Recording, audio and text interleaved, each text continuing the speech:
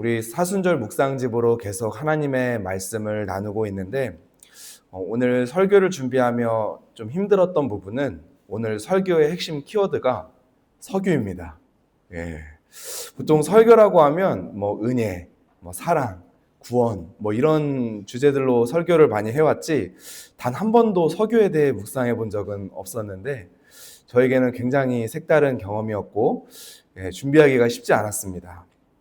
무섭게 치솟는 유가에 대한 이야기를 해야 되나 아니면 무슨 이야기를 해야 하나 고민이 참 많이 되었습니다. 그런데 가만히 생각해 보면 우리가 이 기름이라고 하는 것 정말 우리 삶과 뗄래야 뗄 수 없죠.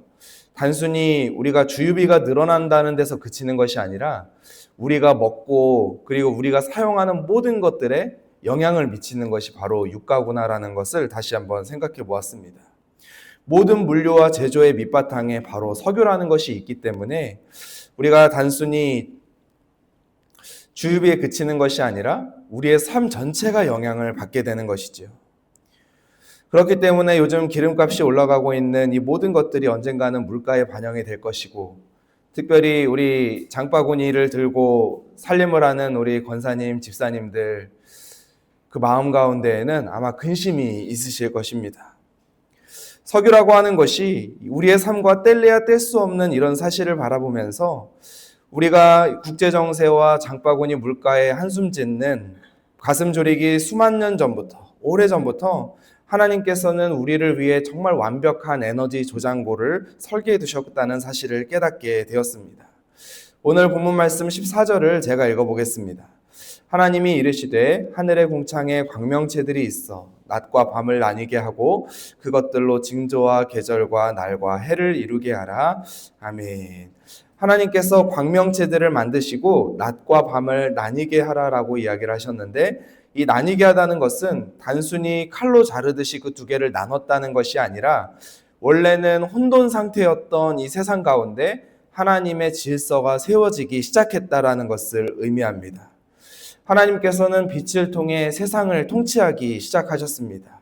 그리고 시간을 통치하기 시작하셨습니다.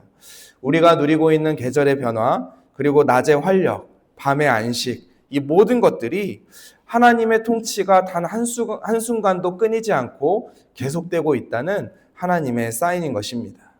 만약에 이러한 질서가 없다면 태양은 아마 제멋대로 타오르고 지구는 얼어붙었을 것입니다. 한마디로 오늘 본문에 나오는 하나님은 어떤 하나님이십니까? 가장 완벽한 에너지 관리자이십니다. 하나님께서는 하늘의 빛뿐만 아니라 우리가 딛고 서 있는 이 땅에도 완벽한 하나님의 통치를 심어두셨습니다.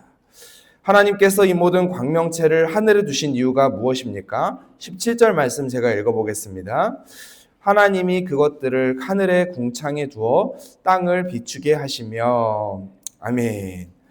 하나님께서 이 광명체들을 하늘에 두어서 이 땅을 통치하고 이 땅을 비추게 하셨듯이 이 땅 속에도 하나님께서 많은 자원들을 숨겨두셨다, 예비해 두셨다라는 것입니다. 석유가 무엇입니까? 한마디로 반석에서 나오는 기름을 의미합니다. 이스라엘 백성들이 목마를 때 반석에서 무엇을 내셨죠? 물을 내셨던 그 하나님께서 오늘날 우리의 삶의 현대 문명의 갈증을 위해 많은 에너지들을 감추어 주셨다라고 하는 것입니다.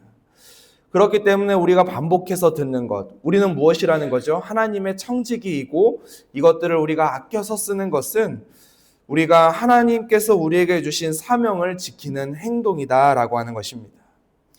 그렇지만 우리가 자원을 아끼는 삶은 단순히 물질을 아끼는 것 이상의 의미가 있습니다. 18절입니다. 우리 같이 한번 읽어보도록 하겠습니다. 시작. 낮과 밤을 주관하게 하시고 빛과 어둠을 나뉘게 하시니 하나님이 보시기에 좋았더라. 아멘. 하나님께서는 질서가 잡힌 그 모습을 바라보시며 정말 좋았다라고 말씀을 하셨는데, 오늘날 우리가 살아가는 이 시대를 바라보며 하나님은 과연 어떤 말씀을 하실까요? 좋았다라고 말씀하실까요? 하나님께서 우리에게 주신 사명, 생육하고 번성하라고 하는 이 사명, 청지기의 사명을 잘 감당하라고 하는 이 사명을 우리는 잘 감당하고 있는 것일까요? 하나님이 정하신 질서 안에서 우리에게 주신 모든 것들을 소중하게 여기는 태도가 바로 우리가 삶으로 드릴 수 있는 영적인 예배다라고 하는 것입니다.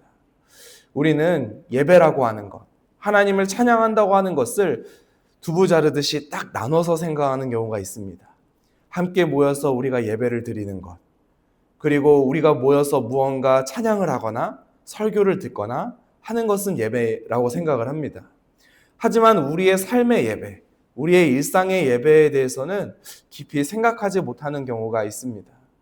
내 일상 가운데에서 우리가 설거지하고 장을 보고 아니면 직장에서 학교에서 내가 있는 자리에서 나에게 주신 사명을 잘 감당하는 것 또한 하나님께서 기뻐 받으실 만한 영적인 예배가 될 수 있다라고 하는 것입니다.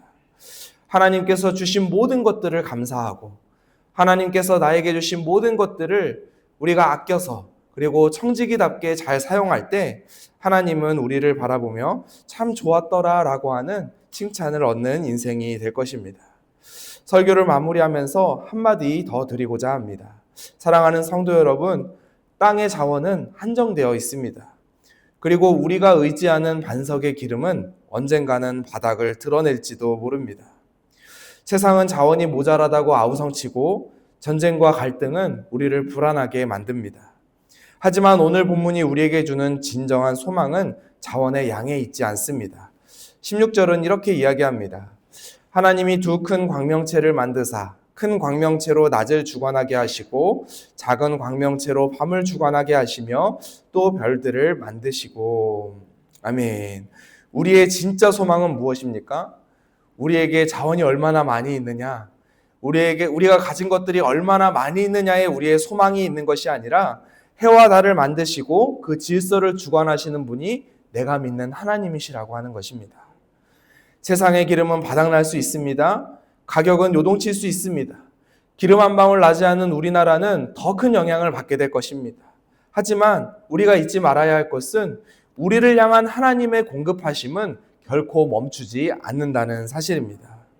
땅의 에너지는 인간의 갈등으로 끊길 수 있지만 우리의 영혼을 채우시는 그 성령의 기름 부으심은 마르지 않는 샘물처럼 영원합니다. 특별히 인생의 캄캄한 밤을 지나는 성도 여러분이 계십니까? 낙심하지 마시기 바랍니다. 하나님께서는 낮에 태양뿐만 아니라 밤에 달 또한 손안에 쥐고 계십니다. 여러분들이 겪고 있는 그 어두운 터널조차 하나님의 손 안에 있다라는 것입니다. 광야에서 반석을 쳐서 물을 내신 그 하나님께서 오늘 여러분들의 메마른 삶 가운데에도 기름을 준비해 주실 것입니다.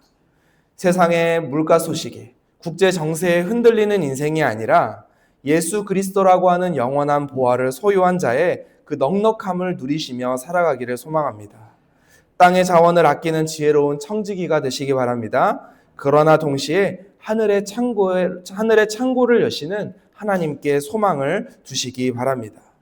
비록 무화과 나무가 무성하지 못하고 감람나무에 소출이 없으며 밭에 먹을 것이 없을지라도 구원의 하나님으로 말미암아 내가 기뻐하고 즐거워하겠다 고백했던 그 하박국의 고백이 저와 여러분들의 고백이 되기를 소망합니다.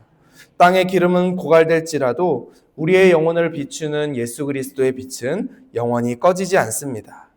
우리를 영원히 먹이고 입히실 그 하나님의 통치 안에서 기뻐하는 저와 여러분들 될 수 있기를 주님의 이름으로 축복합니다. 기도하겠습니다.